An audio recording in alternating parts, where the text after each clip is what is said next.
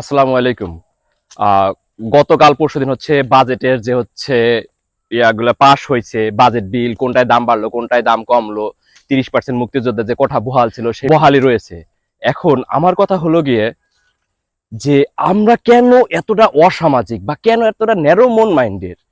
আমরা কি একটু দেশের বাইরে ডেভেলপ যে কান্ট্রিগুলো আছে, আচ্ছা বিশ্বের ভিতরে 1 নম্বর জিডিপি সম্পূর্ণ দেশ কোনটা? ইউএসএ।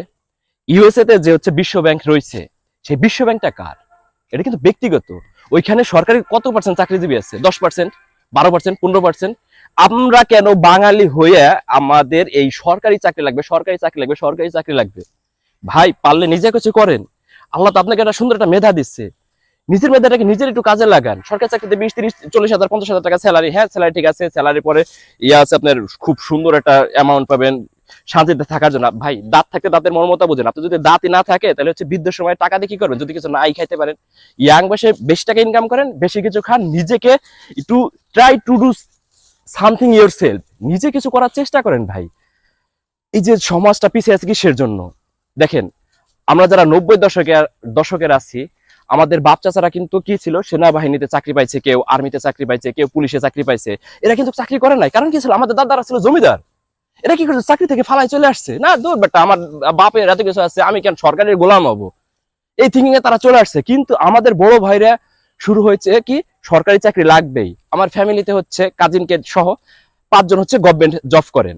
এখন আমি হচ্ছে সবচেয়ে ছোট, এখন আমি হচ্ছে গভর্নমেন্ট জব করি না, এবং হচ্ছে এটা নিয়ে ঠুমাস আমার নিজের ফ্যামিলির সাথে প্রতিনিয়তই হচ্ছে আমার যুদ্ধ করতে হয় যে কেন আমি জব করবো না। ভাই জব হচ্ছে আমি করবো না কারণ আমি ফ্রিডমলি পছন্দ করি। যুগ চেঞ্জ হয়, বাচ্চারা হচ্ছে চাকরিতে যাওয়ার পরে হচ্ছে পালায় চলে আসছে যে না চাকরি করব না। আমাদের বড় ভাইরা জব করতেছেন এবং একটা সময় আসবে আশা করি, এই দিন খুব বেশি দূরে নয়, যে হচ্ছে ইনশাআল্লাহ যে হচ্ছে উদ্যোক্তা যারা আছে বা যারা সেলফ ডিপেন্ডেন্ট আছে এদেরকে আপনারা সম্মান করবেন, অনার করবেন। আহ সরকারি চাকরির যে একটা ভ্যালু রয়েছে অত্যাধিক পরিমাণ, এই ভ্যালুটা আস্তে আস্তে আস্তে আস্তে আপনারা বুঝবেন। এই যে যে সরকারের উপর এতটা ডিপেন্ডেন্ট হয়েছেন, এতটা ডিপেন্ডেন্ট হওয়ার জন্য হচ্ছে আপনাদের এতটা হতাশাগ্রস্ত রয়েছেন। আশা করি নিজেরা কিছু করার চেষ্টা করবেন, এতটা হতাশা থাকবেন না।